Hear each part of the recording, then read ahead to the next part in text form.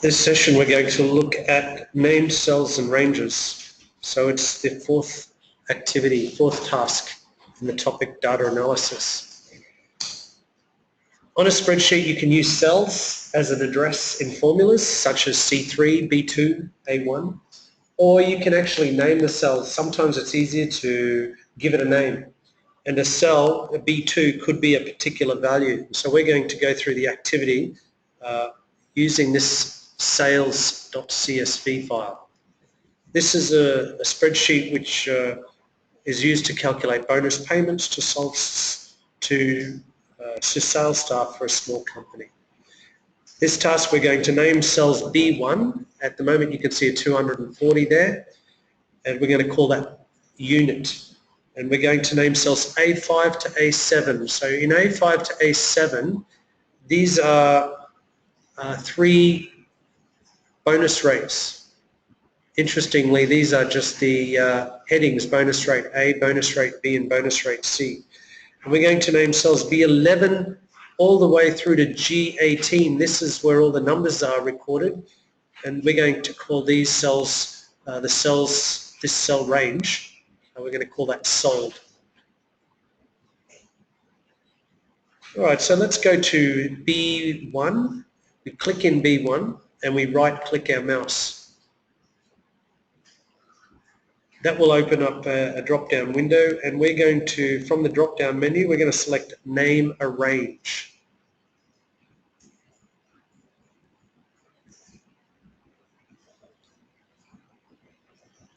That be defined name.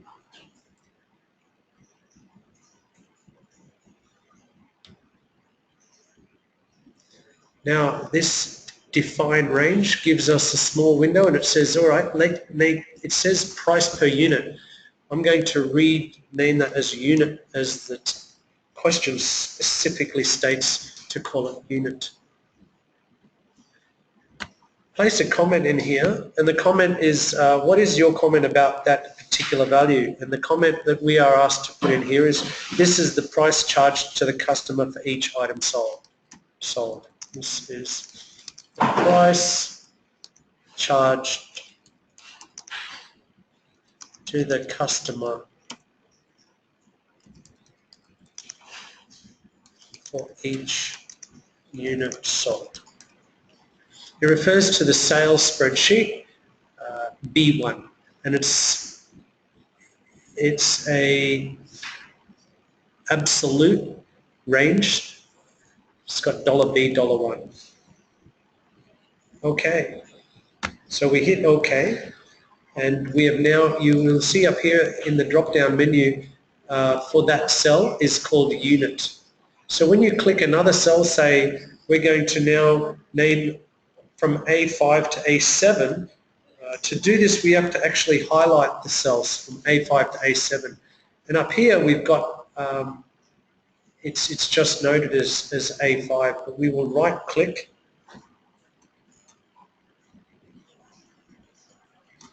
and we get a drop down menu again, define name.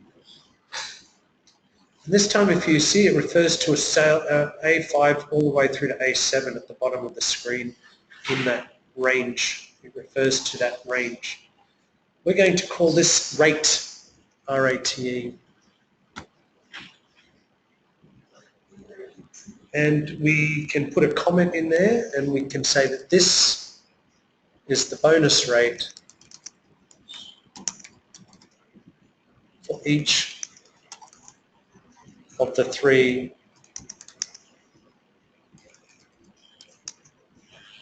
threshold values.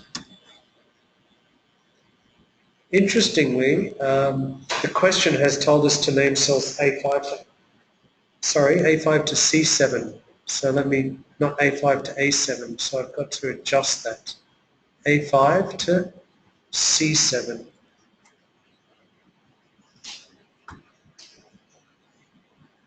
Let's see if that worked all right.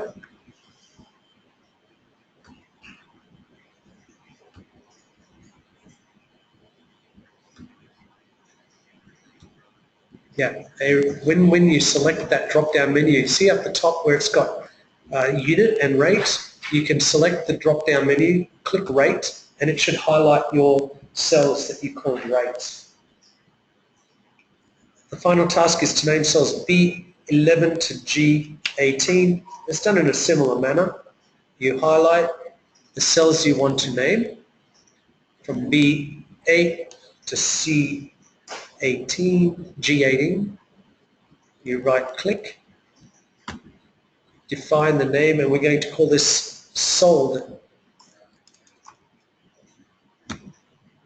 And the number of items sold by all of the sales personnel during the 6-month period.